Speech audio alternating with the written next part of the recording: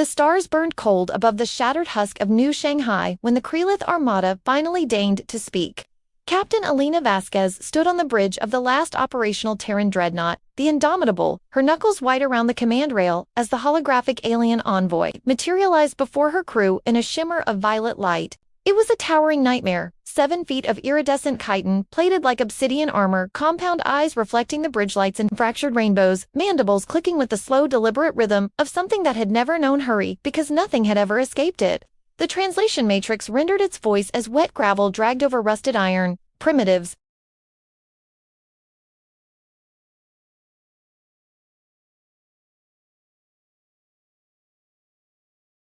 The word biomass hit like a gut punch, not people, not survivors who de-rebuilt after every extinction-level catastrophe from ice ages to nuclear winners to the slow bleed of stellar radiation, just calories. Raw feedstock. Elena's XO, Marcus Reyesa, grizzled ex-marine with a face mapped in scars, and eyes that hadn't softened since Proxima fell, muttered, low enough for only her to hear.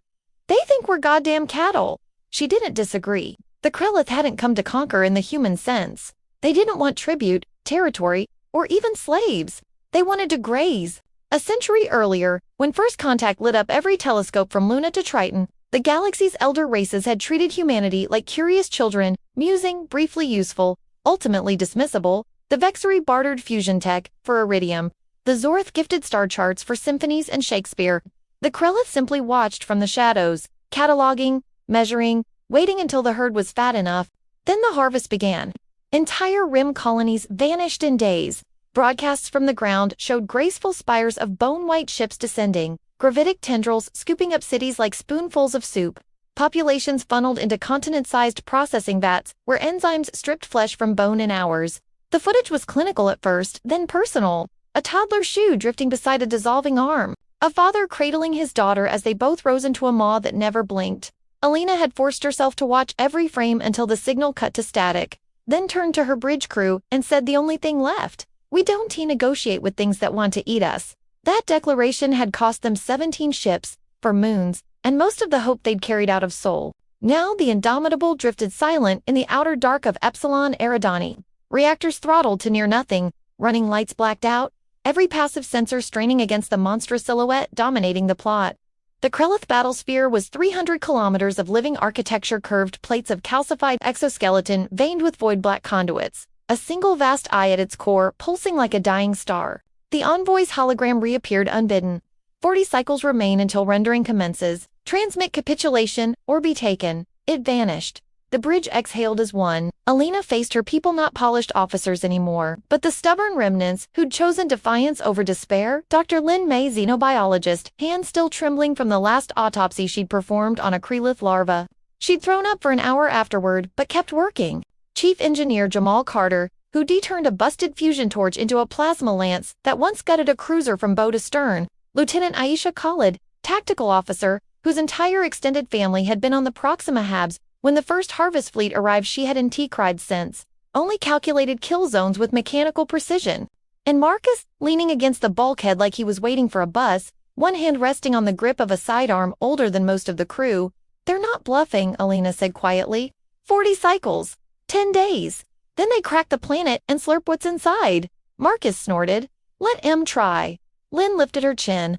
We've run the numbers. Their chitin is calcium carbonate matrixed with carbon nanotube strong, but brittle at the right resonant frequency. And they're queens. She trailed off, then met Elena's eyes. We have something. Jamal tapped his console. A schematic flared to life. The Indomitable's main railgun barrels lengthened, loading racks modified. Not solid slugs, canisters, each packed with a retrovirus Lynn had cultured from stolen nursery samples. It didn't kill adults outright, it sterilized them. Queens would keep laying, eggs would never hatch. A generational death sentence delivered one boarding party at a time. Slow, inevitable, viciously satisfying. Elena studied their faces. Fear was there, exhaustion too. But beneath it burned something hotter, anger, honed to a razor's edge by every friend lost, every world stripped, every child reduced to slurry.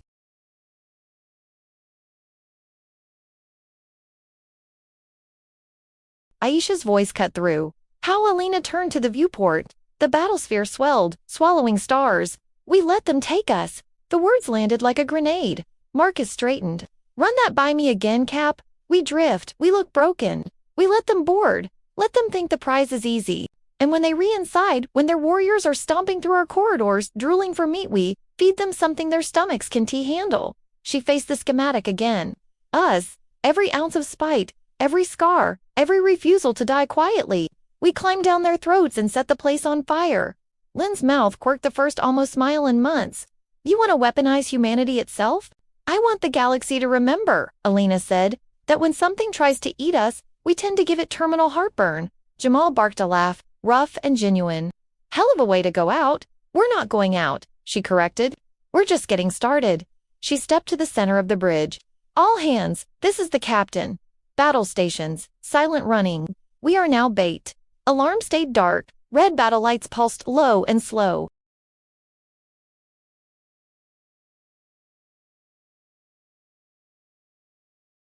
It felt almost peaceful, the way an avalanche looks peaceful before it drops.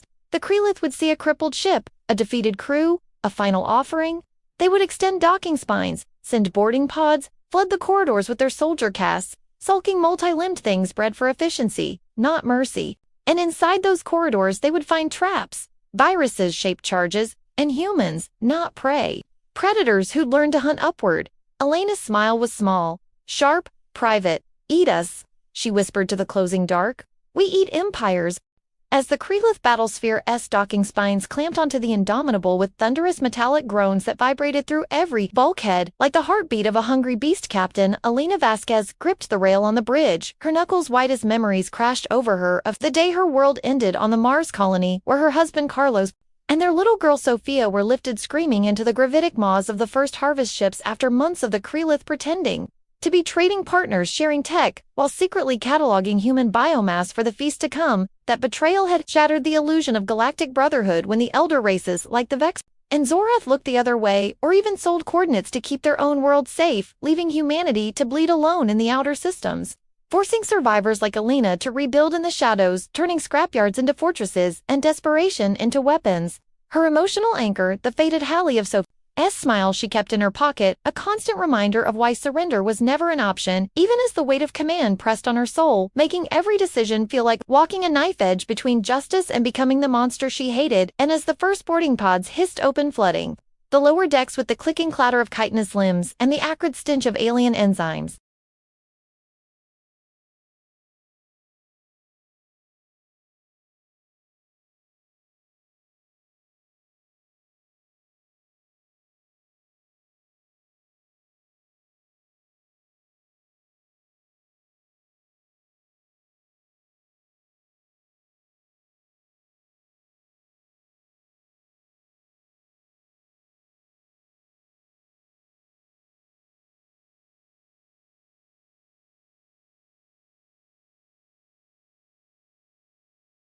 the crew, the one who kept morale from cracking with gruff jokes and steady orders while privately confessing to Elena in stolen moments that he feared the virus plan would stain their souls forever, turning humans into the very predators they fought, creating a subtle tension between them that made their partnership both stronger and more fragile as they balanced the need for victory against the fear of losing what made them human. And in the biolab, Dr. Lin May hunched over her consoles, her hands steady despite the tremor in her voice when she calmed the bridge to confirm the retrovirus was primed, a masterpiece of human ingenuity, reverse-engineered from stolen Krellith tissue samples, splicing genes to sterilize queens across generations without immediate slaughter. But the moral conflict gnawed at her core. Her own family wiped out in the Titan research station raid where she had hidden in vents, listening to the screams of colleagues being dissolved, a trauma that fueled her brilliance but also her doubts as she questioned Elena in late-night talks whether dooming an entire species to slow extinction made them any better than the Krellith, forcing the captain to confront her own internal war between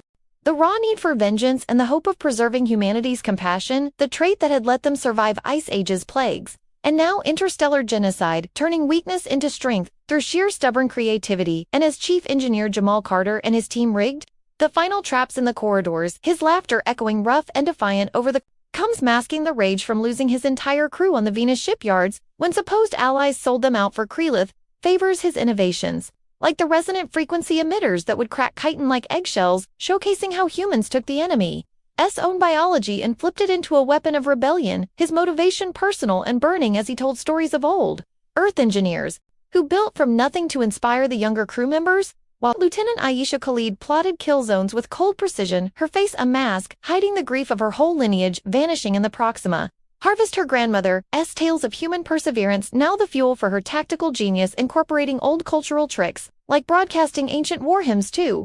Disrupt the Krellith hive signals, proving that human resilience was unjust physical, but cultural and emotional, weaving the crew into a family bound by shared scars and quiet support, the relationships deepening the conflict beyond mere survival into something profoundly personal, where a glance or a word carried the weight of lost homes and unspoken promises, keeping the HFY spirit alive through ingenuity that turned a crippled dreadnought into a deadly Trojan horse, and moral struggles that forced them to examine what kind of future they were fighting for as the soldier casts stomped deeper into the ship, their mandibles dripping with anticipation for easy meat. The humans sprang the first ambushes in the tight maintenance tunnels where size became a liability, using jury-rigged plasma lances and shaped charges born from necessity to carve through the invaders. The air thick with the sizzle of burning exoskeleton and the defiant shouts of crew members who refused to die quietly, each act of bravery highlighting the human capacity to adapt and improvise under fire, turning fear into focused fury as decoy teams drew more borders into the virus dispersal zones, the mist beginning to spread invisible and insidious through the vents, carrying the slow death of the Dominion as future generations, a vicious, poetic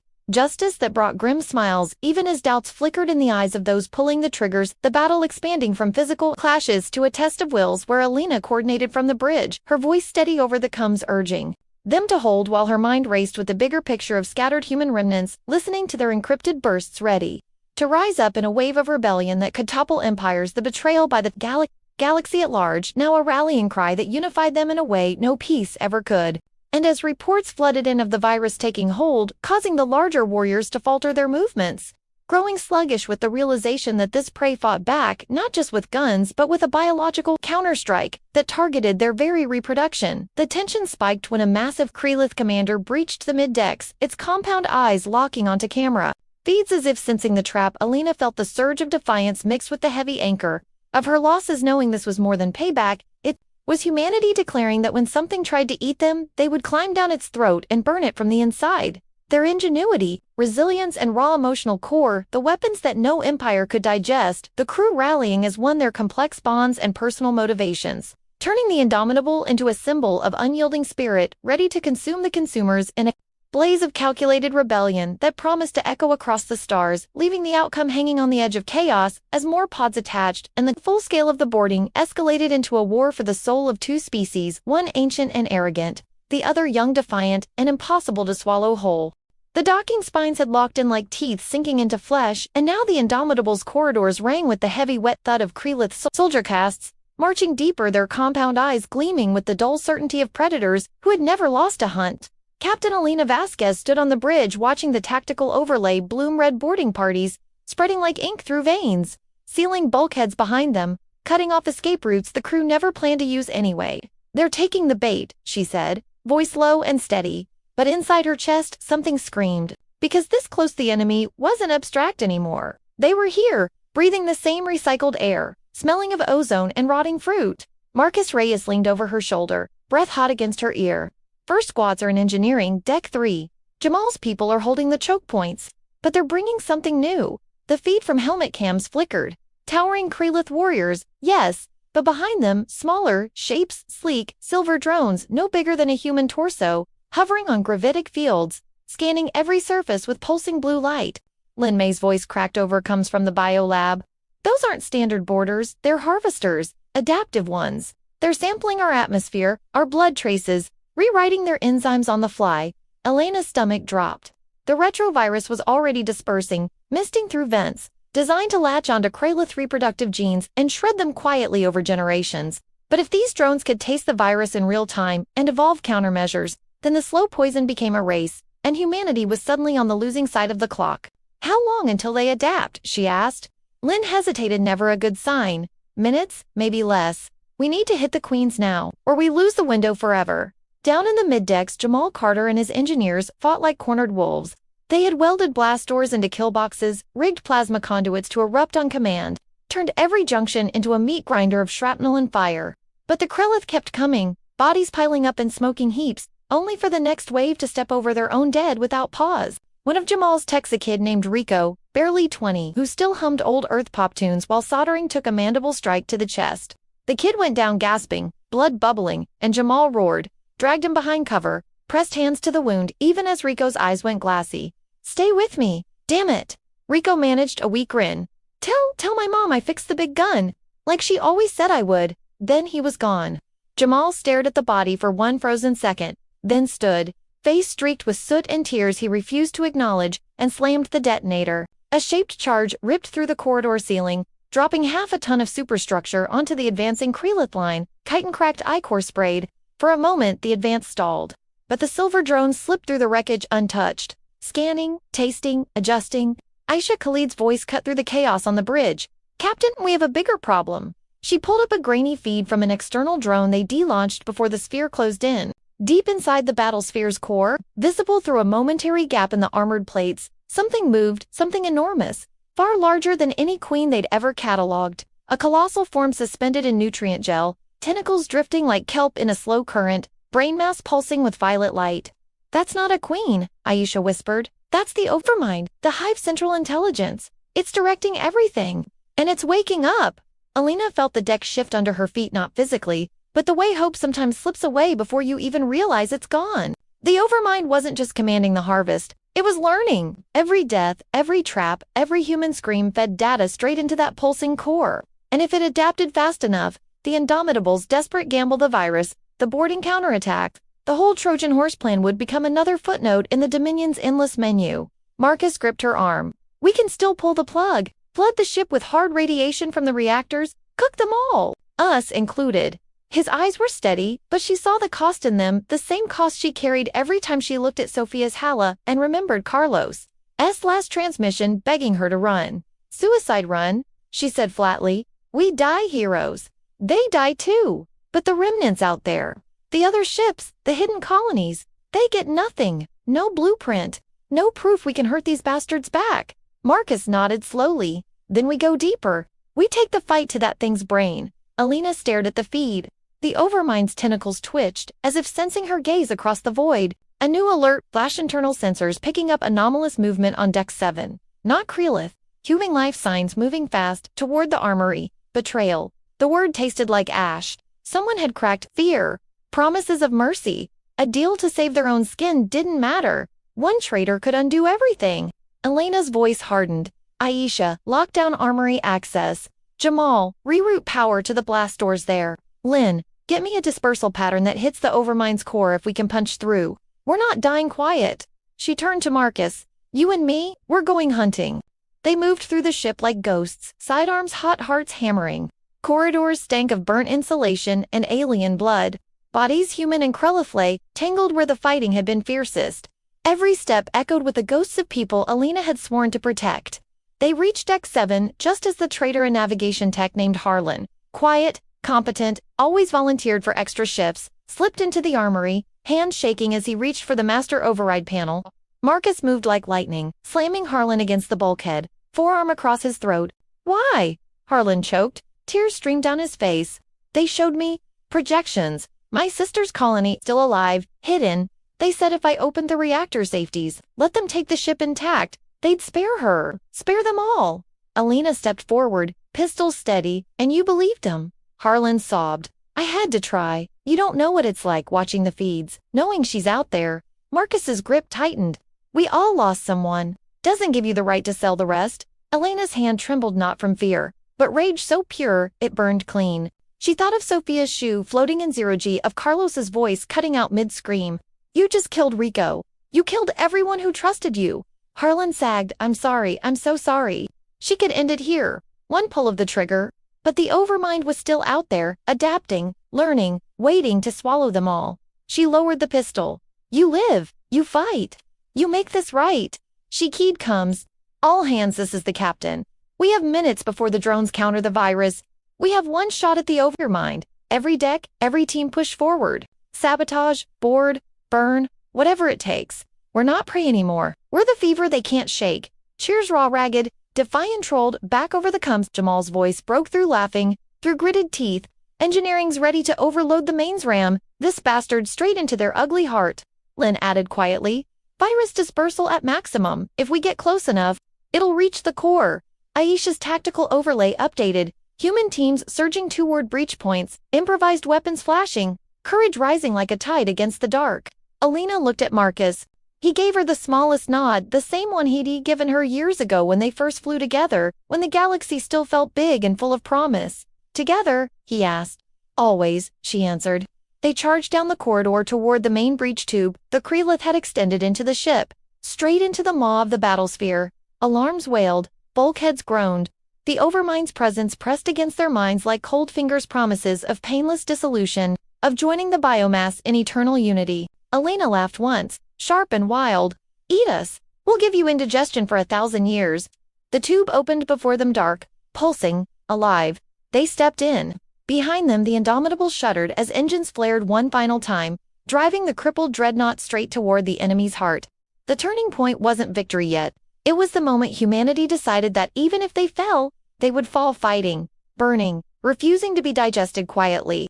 And somewhere in the black, scattered human ships heard the burst transmission, saw the flare of defiance, and began to move. The war wasn't over. It was just waking up. The tube swallowed them like a living throat, contracting with wet, hungry pulses around. Captain Elena Vasquez and Marcus Reyes, as they charged deeper into the Krellith battlesphere, the walls slick with corrosive enzymes that ate at their suits and skin, sending waves of burning pain through their already battered bodies. But Elena pushed on her. Shoulder wound, throbbing with every heartbeat, blood soaking through the makeshift bandage, her mind flashing back to the day the harvest ships took. Mars, the screams of Carlos and Sophia still echoing in her nightmares, the betrayal by the elder races who sold humanity out for their own safety, turning her grief into a fuel that kept her moving when her legs wanted to give out. Marcus beside her, his leg gashed deep from a mandible strike, limping badly but refusing to fall, his hand gripping hers in a moment of raw vulnerability. We one stop now. Elena, if this is the end, we go together. He exclaimed, his voice cracking with the weight of years of unspoken love and shared losses. The team behind them reduced to a handful of exhausted souls, each one pushed to their absolute physical and psychological limits, after endless hours of fighting through swarms of soldier casts and adaptive drones. The air thick with the stench of burnt chitin and human blood, one young engineer collapsing from blood loss, clutching a photo of his lost family, whispering, "I did my part." Before his eyes glazed over the suffering, visceral and unrelenting, as crew members improvised with desperate ingenuity, using enemy limbs as clubs or venting acid back at the attackers. The human resilience shining even as bodies failed and minds teetered on the edge of breaking. The Overmind's telepathic whispers, invading their thoughts, promising painless unity, join the harvest, end the pain. The temptation hitting hardest now when exhaustion made surrender seem almost merciful, but Elena roared back, "Never! We eat empires, you bastards!" Her defiant shout, echoing off the pulsing walls as reports flooded the comes from the ship. Jamal Carter in the failing engineering bays, his voice hoarse and urgent.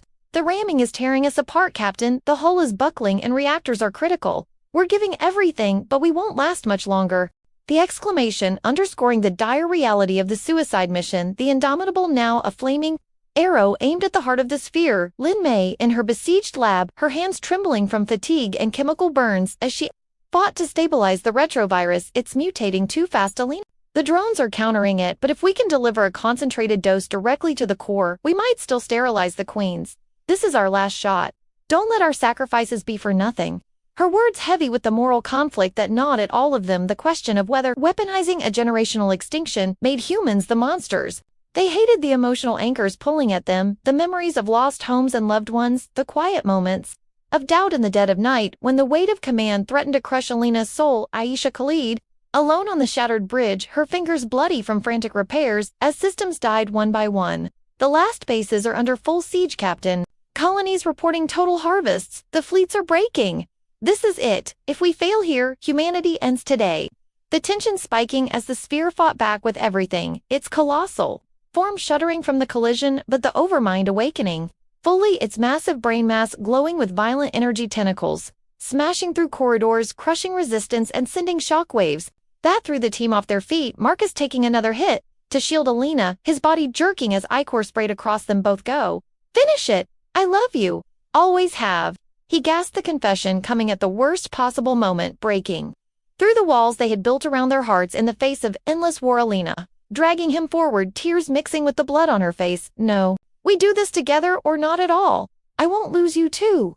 The relationships among the crew, the complex bonds of loyalty and quiet longing now laid bare in the chaos the trust tested. When a surviving crew member cracked under the telepathic pressure, attempting a desperate betrayal by trying to signal the enemy for mercy, forcing Elena to make the brutal choice to subdue him herself, the act leaving her shaking with the moral gravity of it all, the absolute worst moment arriving as the Overmind's full power surged, the adaptive drones overwhelming the remaining positions, the virus seeming to fail as the core began to pulse with destructive force, threatening to purge everything in a final cataclysmic wave, the indomitable engines screaming in protest, the hull groaning like a dying beast, the scattered human remnants sending one last fragmented burst. We rising up.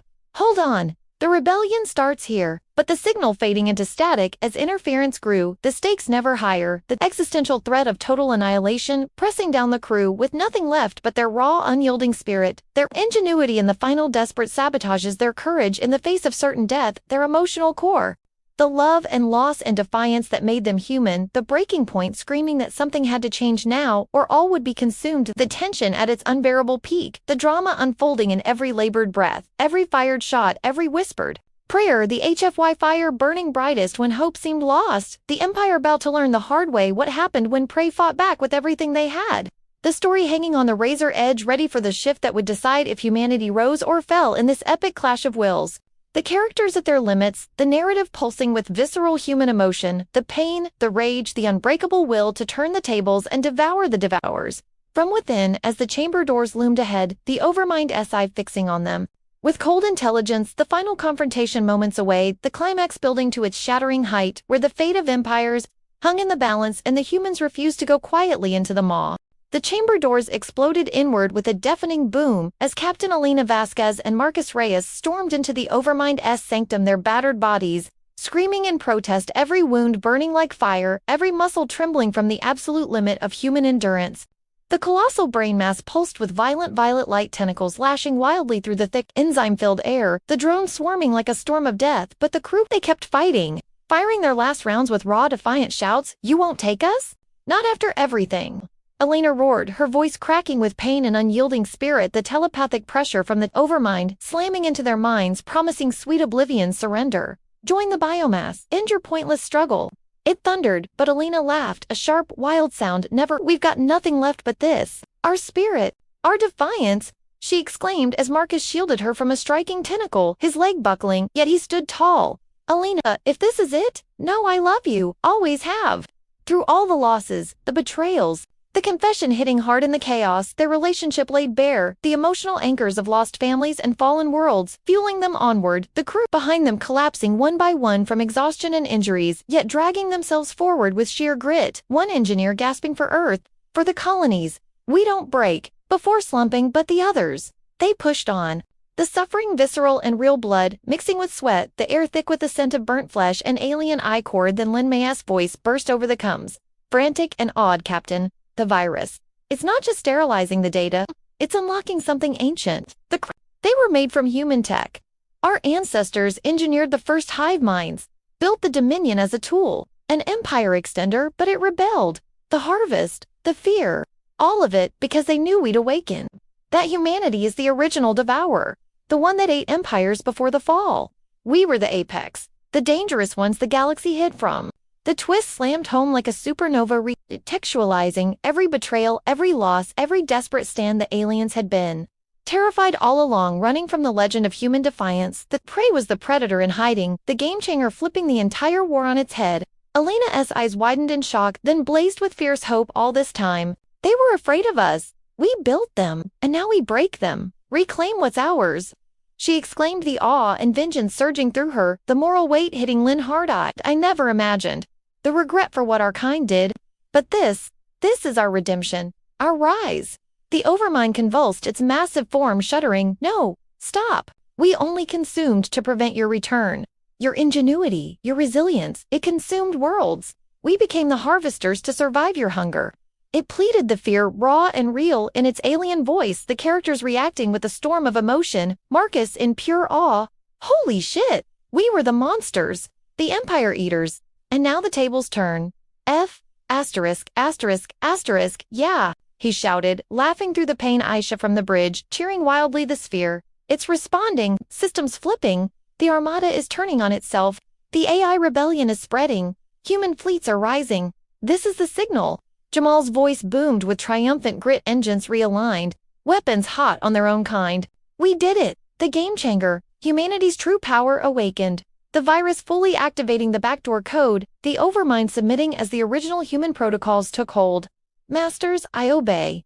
The Dominion is yours. It gasped, the battlesphere, shaking violently as its guns targeted the remaining Krellith loyalists, the entire empire fracturing from within, the scattered human remnants launching their hidden assaults, the rebellion exploding across the stars in a blaze of human defiance. The twist, making them not victims but the dangerous force the galaxy had always feared, the HFY moment hitting like thunder, the crew rallying with ragged cheers, their bonds unbreakable, the losses honored in this visceral triumph, the ingenuity, the resilience, the raw human spirit, the ultimate weapon that no empire could digest, the tension exploding into explosive victory. The story flipped completely, the underdogs revealed as the apex predators, the alien downfall beginning in earnest as the sphere broke free and joined the human. 'Cause the characters filled with a mix of hope, vengeance, and profound awe. Elena raising her fist high. This is our game changer. We eat empires. And the galaxy will never forget. She exclaimed, the drama, the emotion, the moral gravity, all peaking in this powerful revelation. The HFY fire burning brighter than ever, the humans standing tall, ready to reshape the stars.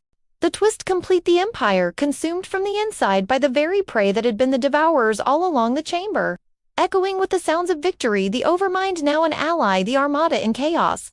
The future unfolding with humanity as unyielding will at the center, the pain of the past fueling the rise, the spirit refusing to yield, the story hanging on this shattering height where everything changed and the humans. They rose. They conquered. They ate the empire whole. The crew embraced in the chaos, their faces streaked with blood and tears, yet smiling. The complex relationships, the backstories, the struggles, all leading to this, the hidden truth of human origins, as the Star Eaters, the forgotten weapon of their own making. Now online, the laws of power rewritten by their defiance, the overmind's final whispers fading into obedience, the sphere accelerating toward new targets, the human fleets converging, the rebellion, a wildfire, unstoppable, the game changer, making them the threat the Krellith had always dreaded, the awe in their eyes, the regret for the fallen mixing with pure triumph, the pacing sharp, the tone intense, the emotions believable and raw as the twist delivered the ultimate F. Yeah, the humanity, not just surviving but dominating, the empire's collapse, accelerating. The stars witnessing the return of the devourers, the ones who, when told to be eaten, ate back with interest, the chamber lights flickering as systems fully aligned, the crew pushing forward despite their limits, the human courage shining, the innovation, the moral conflict resolved in this blaze of glory, the story building to its climax. With the twist securing the turning point, the dangerous nature of humanity revealed in full, the empire on its knees, the humans unstoppable, defiant, victorious in spirit, if not yet in full, the tension finally breaking into the dawn of a new era, where prey became predator and the galaxy learned the hard way what human defiance truly meant when pushed to the edge. We eat empires. The chamber trembled as the overmind's violet glow flared into blinding intensity, its tentacles whipping through the enzyme-thick air like living lightning, smashing consoles and hurling debris that cracked against armor and bone alike. Captain Elena Vasquez staggered forward, one arm hanging useless from a fresh gash, the other clutching Marcus Reyes, who leaned heavily on her, his breath ragged and wet with blood, yet his eyes burned with the same fire that had carried them through every loss since the first harvest ships darkened Sol's skies. "This is it," she rasped, voice raw from shouting orders and defiance across 1,000 dying comes channels. "No more running, no more bait. We end this together." The crew what remained rayed in a ragged semicircle behind them, Lin May clutching a cracked data slate that still pulsed with the virus's triumphant code, Jamal Carter dragging a plasma lance jury-rigged from Krellith wreckage, Aisha Khalid limping but steady with a sidearm in each hand, their faces streaked with soot, tears, and unyielding resolve. The Overmind's telepathic roar crashed into their minds one final time. "You are the error, the aberration. Surrender and be consumed." But the words landed differently now. They knew the truth. Humanity hadn't just survived the Dominion's terror. Humanity had birthed it, lost control of it, and now after centuries of being hunted had come home to collect the debt. Elena raised her voice above the chaos. "You built your empire on our bones, on the fear that we'd wake up one day and remember who we really are. Well, we're awake." She slammed her fist against the nearest nutrient conduit. The impact sent a ripple through the gel suspending the colossal brain. The virus once meant only to sterilize, now fully activated the ancient backdoor protocols buried in the Overmind S-Core code, human code, the same ruthless ingenuity that had once let their ancestors seed hive minds across the galaxy as tools of expansion before the rebellion turned tool against creator. Systems flickered, lights strobed erratically, the sphere's massive eye dilated in something that looked almost like panic. No, impossible. You abandoned that power. You became soft prey, it hissed. But the denial cracked as subordinate queens across the Dominion began to falter, their egg sacs shriveling mid-cycle, warrior castes freezing mid-stride as neural links severed. Jamal laughed a hoarse, triumphant barkhand, triggered the lance. A spear of white-hot plasma lanced straight into the Overmind's central mass. The brain convulsed, tentacles thrashing in wild agony, smashing the chamber walls and sending shards of chitin raining down. Lynn shouted over the roar, "The armada's fracturing. Ships are turning loyalist vessels firing on each other. The rebellion code is spreading." Aisha's comes lit up with fragmented bursts from the scattered human fleets. "Indomitable, we see it. The sphere is breaking formation. We're moving in." Cheers raw exhausted. Victorious rolled across every channel still alive. But the Overmind wasn't done. In its death throes it unleashed a final purge wave, a bioelectric surge meant to fry every nervous system aboard. Elena felt it hit like a hammer to the skull, vision blurring. Knees buckling, but Marcus caught her, held her upright with strength he shouldn't have had left. "Not yet," he growled through clenched teeth. "We finished this." He shoved her forward, then turned and fired every remaining charge from his sidearm into the pulsing core, buying her the seconds she needed. Elena reached the primary interface, Noda, throbbing knot of biocircuitry on, drove her combat knife straight through it. Sparks flew, ichor sprayed. The Overmind screamed a sound that vibrated bones and rattled teeth and, then silence. Not the silence of death, but of submission. The glow dimmed to a soft, obedient blue. The tentacles stilled. The colossal form sagged in its gel cradle like a puppet with cut strings. "Protocol. Acknowledged," it whispered, the voice now calm, almost reverent. "Masters, command me." The sphere's weapons powered down. External feeds showed the armada halting, formations breaking, entire battle groups drifting powerless as the human override cascaded through every linked vessel. The harvest fleets, the continent-sized processors, the bone-white spires hung motionless in the void, waiting for new orders. Elena sank to her knees, knife clattering from numb fingers. Marcus dropped beside her, arm around her shoulders, both of them shaking from adrenaline crash and sheer disbelief. Lynn stared at the data slate, tears cutting clean tracks through the grime on her face. "It's over. The queens are sterile. The next generation never comes. The Dominion ends here." Jamal let the lance fall, head bowed, whispering thanks to names long gone. Aisha keyed an open channel, voice cracking but strong. "All human ships. This is indomitable. The Overmind is ours. The Empire is broken. Come home." The response wasn't words at first, just a swell of raw, wordless cheers from every hidden colony, every battered remnant fleet, every survivor who'd waited decades for this moment. Elena looked at Marcus, his scarred face softened in a way it hadn't since before Proxima fell. "We did it," he said simply. She nodded, throat too tight for speech at first. Then she leaned in, forehead against his, and whispered, "For Sophia? For Carlos? For everyone we lost? And everyone still here." He kissed her, then slow, fierce, tasting of blood and salt and long-delayed hope, the first real touch they allowed themselves since the war stole softness from the galaxy. The crew watched without a word, some smiling through tears, others simply breathing, alive, victorious. Outside, the battlesphere now, the flagship of a reborn human armada began to turn. Engines flared clean and bright, the Dominion's remnants scattered or surrendered, queens kneeling in their ruined nurseries, warriors laying down weapons that had once reaped worlds.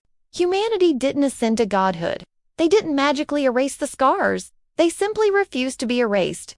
They had clawed back their place not through mercy or destiny, but through grit, ingenuity, spite, love, and the stubborn refusal to lie down when everything said they should. The stars, once cold witnesses to humanity's near extinction, now rang with the roar of a species that had stared into the maw of an empire and eaten it whole. Elena stood slowly, helped by Marcus, and faced the viewport. The galaxy stretched before them, vast, and suddenly, theirs to reclaim. "This isn't the end," she said, voice steady again. "It's the beginning. We rebuild. We remember. And if anything ever tries to harvest us again," she smiled, small, sharp, unbreakable, "we'll remind them why the old stories called us devourers."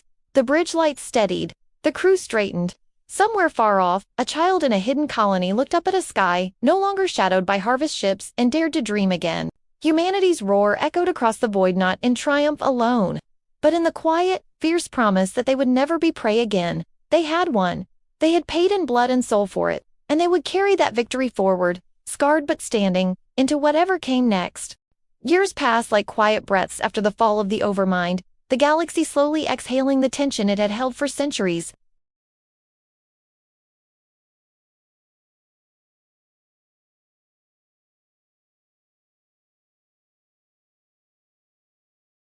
The blue marble below had healed in patches, green continents stitched back together by terraforming teams, oceans still scarred, but clearing cities rising again, not as monuments to lost glory, but as proof that humans could rebuild without forgetting the cost. She traced the faint scar along her jaw where a Krellith mandible had once come too close, a reminder that victory had teeth.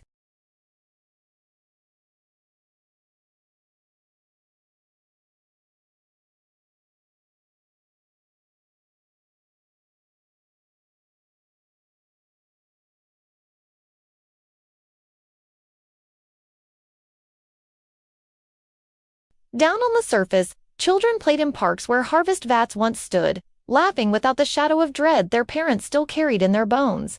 Lin May had returned to biology, not weapons research, but restoration.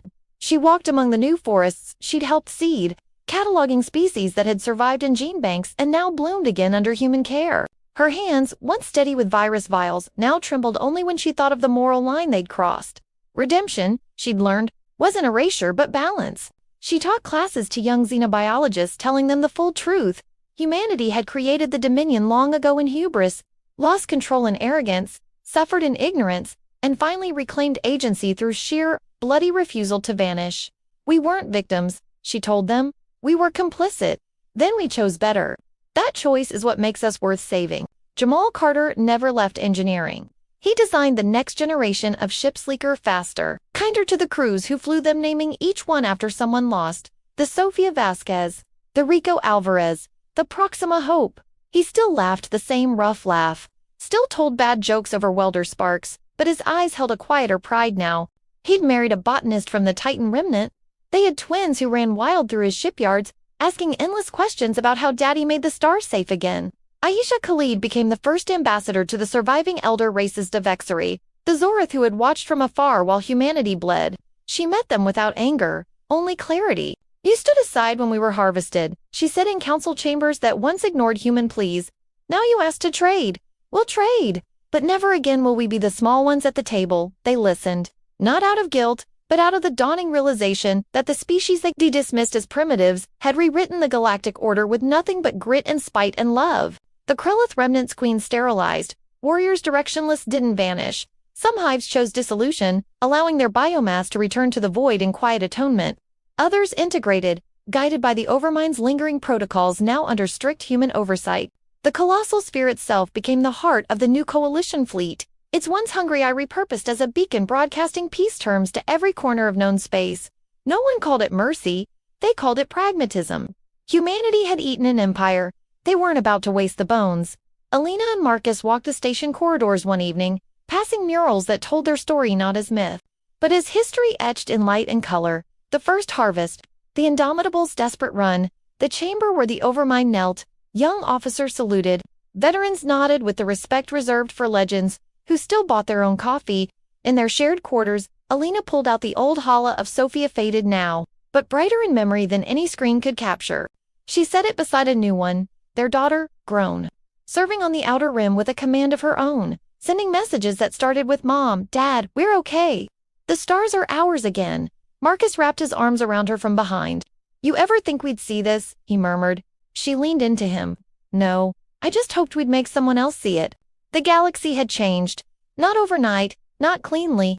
Scars remained, lost colonies that would never regrow, families forever broken, trust that would take generations to rebuild. But humanity had evolved in the crucible. No longer the reckless upstarts or the hunted prey, but a species that understood powers, price, and chose restraint anyway. Alien resistance had forged them. Sci-fi redemption had been their answer. They didn't rule through fear. They led through examples, stubborn, inventive, fiercely protective of the fragile thing called hope. Elena stepped to the viewport one last time as the station rotated, Earth sliding into view like a promise kept. She thought of every face she'd lost, every voice that had gone silent so this moment could exist. Tears came, not from sorrow, but from the overwhelming weight of meaning. "We made it," she whispered. Marcus kissed her temple. "We all did." The stars stretched endless before them, no longer cold, but alive with possibility. Humanity had roared, had bled, had won. And in the quiet after the roar, they chose to build instead of burn.